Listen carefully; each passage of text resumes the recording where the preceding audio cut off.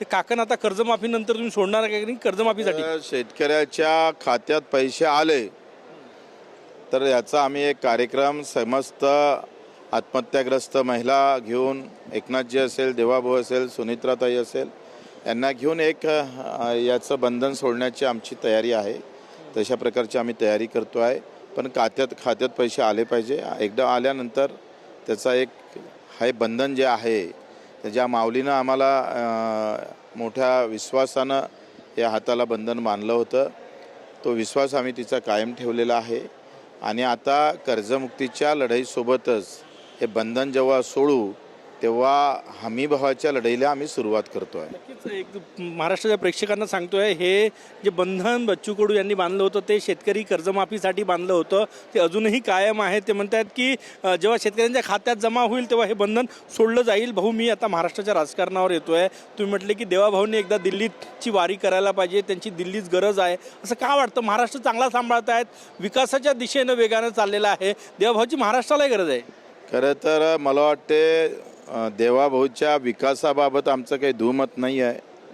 आणि दिल्लीत जर गेलं तर महाराष्ट्राचं अधिक चित्र बदलण्याची शक्यता आहे. ज्या पद्धतीनं त्यांनी महाराष्ट्रात काम केलं त्याच धर्तीवर उद्या या महाराष्ट्रानं देशाचं नेतृत्व करावं, या पद्धतीनं त्यांनी पावलं टाकावी अशी अपेक्षा आहे सामान्य लोकांची आहे.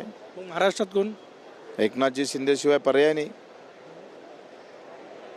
असं की केंद्रीय भाजपचं नेतृत्व असा निर्णय घेईन असं वाटतं तुम्हाला? घ्यायला पाहिजे, कारण एवढा मोठा उठाव जो केला, तो उठाव झाला नसता तर कदाचित ती सत्ता पलटली नसती. सत्ता पलटली नसती तर आज सत्ता भाजपाची दिसली नसती. सध्याची राजकीय परिस्थिती पाहून तुम्ही इतके वर्षाला राजकारणात आहे, कधीपर्यंत असं होऊ शकते की देवेंद्र भाऊला दिल्लीची जबाबदारी मिळेल असं तुम्ही म्हणतायत? ते कधीपर्यंतही उलथापालथ होईल असं ते काही सांगता येत नाही मला तर. त्याबाबत मी बिलकुल, आम्ही काही तिकडे कान ठेवून नसतोय. आमचे सगळे कान आणि डोळे सगळे शेतकरी गोरगरिबावर असते. पण तुम्ही हे म्हणतायत, परंतु संजय राऊत आज म्हणले की देवाभाऊ दिल्लीत जाणार असे चित्र आहे आणि महाराष्ट्राचं जबाबदारी जी आहे ती चंद्रशेखर बावनकुळे यांच्या खांद्यावर देऊन जाणार. आता त्यांचा ज्योतिष्य कोणत्या पार्टीतून आला तो पाहावा लागेल.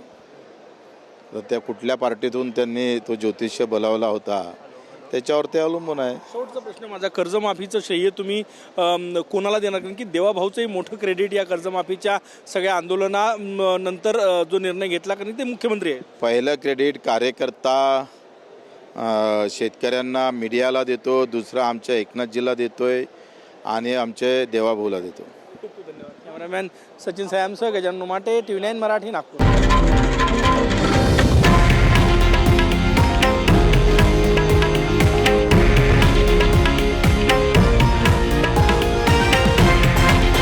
हे आहे देशातील नंबर 1 न्यूज नेटवर्क आणि आपण पाहत आहात TV9 मराठी, एकमेव.